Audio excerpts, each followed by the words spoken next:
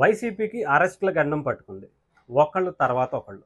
వాళ్ళ చేసినటువంటి కర్మకి ఈరోజు శిక్ష అనుభవిస్తున్నారు అనుకోవచ్చు. ఎంతోమంది వైఎస్ఆర్సీపీకి సంబంధించినటువంటి పార్టీకి సంబంధించినటువంటి నాయకులు జైలుకి, బెయిల్‌కి బయట తిరుగుతున్నటువంటి పరిస్థితి అయితే వచ్చింది. దీంట్లో ముఖ్యంగా విడుదల రజనీ గారి మీద గత కొద్ది రోజులుగా వస్తున్నటువంటి అవినీతి ఆరోపణలు ఇప్పుడు జైలు వరకు వెళ్ళే విధంగా తయారయ్యాయి అన్నట్టు అనుకోవచ్చు.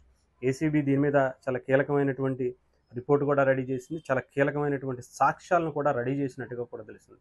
ఒక క్రషర్ ఏదైతే ఒక స్టోన్ క్రషర్కి సంబంధించినటువంటి యాజమాన్యాన్ని బెదిరించి కొన్ని కోట్ల రూపాయలు అక్రమంగా వాళ్ళ దగ్గర వసూలు చేశారు అని చెప్పేసి అతను కేసు పెట్టడం, దాన్ని విచారణలో వచ్చినటువంటి భాగంగా ఒక ఐపీఎస్ అధికారిని కూడా దీంట్లో ఇన్వాల్వ్ చేస్తూ ఇద్దరిని కూడా A1, A2గా అలాగే A3కి సంబంధించినటువంటి లిస్టులో వాళ్ళ రిలేషన్కి సంబంధించినటువంటి ఒక వ్యక్తిని కూడా విడుదల రజనీ గారికి సంబంధించినటువంటి రిలేటివ్ని కూడా యాడ్ చేసి దీన్ని చాలా సీరియస్గానే తీసుకోబోతున్నట్టుగా తెలుస్తుంది.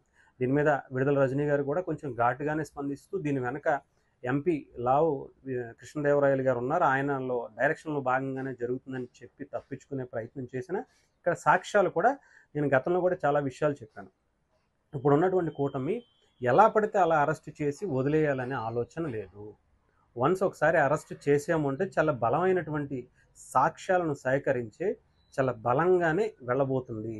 దానికి ఎగ్జాంపుల్ వల్లభనేని వంశీ గారు కావచ్చు, లేదంటే పోసాని కృష్ణమురళి కావచ్చు, బోరుగడ్డ అనిల్ కావచ్చు, లేదంటే ఇతరితర ఎవరైతే వ్యక్తులు ఉన్నారో గతంలో వైఎస్ఆర్సీపీ నుంచి అరెస్ట్ అయినటువంటి వ్యక్తులు వాళ్ళ కేసుల్లో కూడా మనం స్పష్టంగా చూడవచ్చు. ఏదో పొద్దున్న అరెస్ట్ చేసాం, సాయంత్రం స్టేషన్ బెయిల్ ఇచ్చి రిలీజ్ చేసుకునే అన్నటువంటి పరిస్థితులు అయితే ఇప్పుడున్నటువంటి కూటమి చేయటం లేదు.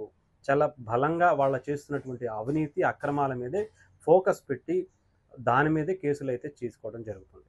ఇకపోతే ఇప్పటికే పోసాని గారు బయటకు వచ్చారు బెయిల్ మీద. ఇప్పుడు ఇంకొక వ్యక్తి జైలుకు వెళ్తున్నారు విడుదల రజనీ గారి పేరు మీద. ఇది ఈరోజు కావచ్చు, రేపు కావచ్చు, చాలా బలంగా అయితే మాత్రం జరుగుతున్నటువంటి పరిస్థితి అయితే కనిపిస్తూ ఉంది. ఇక్కడ మరి వైఎస్ఆర్సీపీ దానికి తగ్గట్టుగా ఆవిడికి సపోర్ట్ ఇస్తుందా లేదా ఇవన్నీ కూడా చూసుకోవాల్సినటువంటి పరిస్థితి. డెఫినెట్గా అరెస్ట్ చేశారంటే నా మీద అక్రమంగానే పెట్టారు, నన్ను ఇబ్బంది పెట్టాలనే పెట్టారని చెప్తారు తప్ప నేను తప్పు చేశానని, తప్పు ఒప్పుకుంటున్నానని ఎవరో చెప్పరు.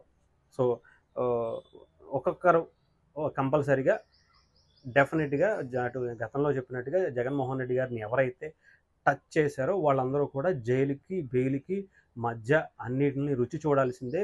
వైఎస్ఆర్సీపీకి సంబంధించినటువంటి ప్రధాన సిద్ధాంతాల్లో ఏదైతే మినిమం ఎలిజిబిలిటీ జైలు మీద కావచ్చు, లేదంటే అక్రమాస్తుల్లో కావచ్చు, లేదంటే అవినీతి ఆరోపణలో కావచ్చు, జగన్మోహన్ రెడ్డి గారు చేసినట్టే మిగతా వారు అందరూ కూడా ఎలిజిబిలిటీ సంపాదించుకునే క్రమంలో విడుదల రజనీ గారు కూడా ఒక మెట్టు ఎక్కినట్టుగానే కనిపిస్తుంది. మరి కేసు ఎంతవరకు వస్తుంది, ఎప్పుడు అరెస్ట్ చేస్తారు ఏంటి అనేది అయితే తెలియదు, కానీ చాలా వేగంగా జరుగుతున్నటువంటి ప్రక్రియ చూస్తే మనకి ఈ వారంలోనే జరిగిపోయినా కూడా ఆశ్చర్యపోయిన అవసరం లేదు. సో ఒకరు బయటకు వచ్చారు, ఇంకొకరు లోపలికి వెళ్తున్నారు. పోసాని బయటికి, విడుదల రజనీ ఇంటికి, అదే జైలుకి. సో ఏదేమైనా సరే ఎవరో ఒకళ్ళు చాలా బలంగా శిక్ష అనుభవించాల్సిందే. ఇప్పటికే పోసాని కృష్ణమురళి ఎలా అరెస్ట్ అయ్యి నెల రోజులు అవుతుంది, దాదాపు 5 జిల్లాల పర్యటన, జైళ్ళ పర్యటన, బెయిల్ల పర్యటన, లేదంటే కేసుల పర్యటన, ఇవన్నీ కూడా ఆయన ముగించుకుని బెయిల్ తీసుకుని అందరికీ హాజరయ్యి అందరికీ క్షమాపణలు చెప్పు, ఇంకొకటి చెప్పు, మరి ఆయన బయటకు వచ్చేది ఏం మాట్లాడకూడదు అన్నారు కాబట్టి ఆయన ఏం మాట్లాడతారు అనేది కూడా వెయిట్ చేయాల్సినటువంటి పరిస్థితి.